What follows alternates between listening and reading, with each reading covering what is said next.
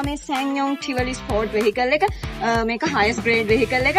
අපි බලමු මේ ගැන කතා කරමු මේකේ features කොහොමද කියලා බලමු. මේ vehicle එකේ manufactured and registered year එක 2015.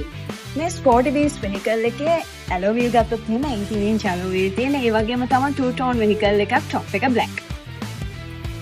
ඔයාලට මේ වෙහිකල් එක effortless පාක් කරන්න පුළුවන් විදිහට reverse camera වගේම 360 parking sense feature එකක් තියෙනවා.